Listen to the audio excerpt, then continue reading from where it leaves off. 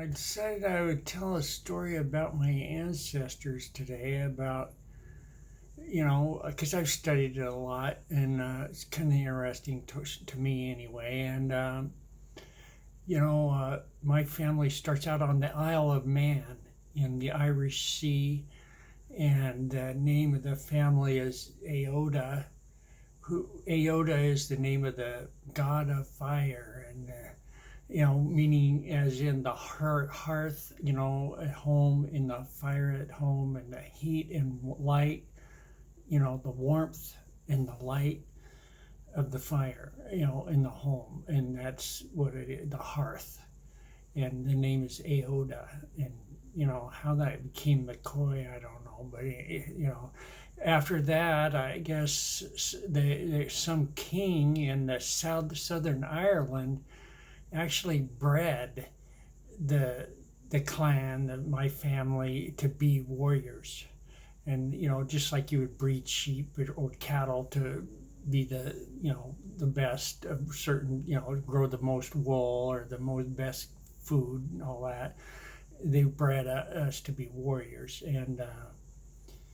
And then they migrated up into Scotland and kind of mixed in with, they were Celtic, to start with, and they mixed in with the Vikings up in the far northwest corner of Scotland. That was my dad's side of the family. My mom's side of the family, she's as Anglo-Saxon as you can get, right in the center of England is where that family lived for centuries. And, so, Celtic, Viking, Anglo-Saxon is what my ancestry from the old world. And then after, when the Sutherlands started to move into the territory up there in northwestern Scotland, the Mackays, they were spelled with a K back in the day. They were called Mackay clan. Started the diaspora. They just left and they went everywhere. They went to Australia and they went to New Zealand and India and everywhere the British Empire went. At some point, the Romans came in and taught the Brits, the British people, the imperialism, taught that, and then eventually Britain became the biggest empire in the world ever. And then some of us came over here to America. We became Americans, and we brought, people came to America from everywhere. There's people in America from every continent, and we set that up on purpose. It was an intentional.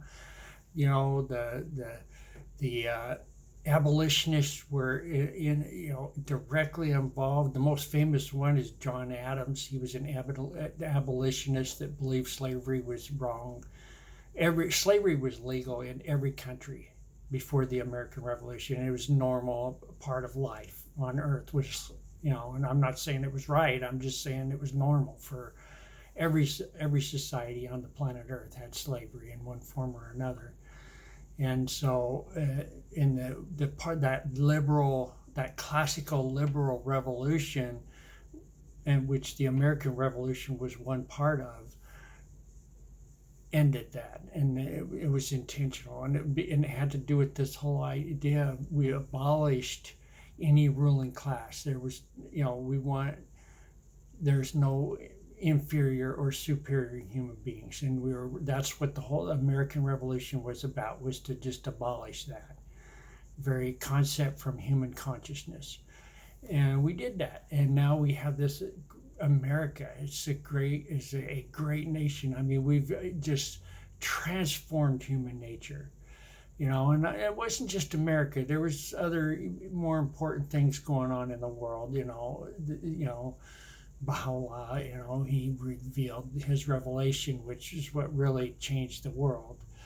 And, up until then, human beings had been living around their horses and their livestock, and it was an agricultural civilization, and it was the same everywhere in the world, and for thousands and thousands of years, it was like that. When civilizations would rise and fall, and they would their economies would be based on agriculture And that's just the way it was for centuries and centuries. And all of a sudden, the lights came on. Instead of using candles and fire, we use electricity. And internal combustion engines was kind of, I think the internal combustion engine is more like a like priming the pump, because it's kind of dirty and it causes a lot of side effects that are not very good. And so we want, there's probably a cleaner, better way to cause, generate motion and work and accomplish work. And we just use electricity, and we got to figure out how to generate the electricity in ways that's, we got to be careful about the side effects of whatever technology we do use. And the next, now after that, all that, liberating mankind from the ruling class, or any ruling class, back then it was the kings and the priests. We didn't want anybody telling us what to believe, and we didn't tell them that want them to, we want free enterprise, and unleashing the free enterprise of the people transformed human nature, and human civilization is just unlike anything we've ever seen. We live in skyscrapers and fly around in jet planes. We can talk, we invented this electronic communication system where we can talk. I have conversations with people all over the world, and that was never possible before. And now it is. And now we're building cities as fast as we can all over the world. And they're beautiful, gorgeous cities. I mean, there's still a lot of slums and a lot of crime and problems and different issues that we got to fix. Clean up the trash. Don't litter and pick up the trash. Hire some of these poor people to pick up the trash. It's just ridiculous, that we don't pick up the trash. I mean, I live in this beautiful modern city, and there's trash everywhere. What is that? That's just dumb, man. And there's no excuse for it, and we need to get that done. Our leaders that we elect, that's their job, is to clean that up. And they're not doing their job, and we need new leaders. But anyway, that's a whole nother subject. Anyway, human civilization is thriving right now. The whole world. The United Nations is kind of where the United States was in the 1860s. During the Civil War, we were fighting each other. Well, now the United Nations that's what, it's different factions that kind of evolved in different neighborhoods, and so they got different ideas of what's right and wrong. All I know is the one world unity is a good idea. And, and I like the classical liberal, the American philosophy. That's what I like, that where individual liberty is a good idea.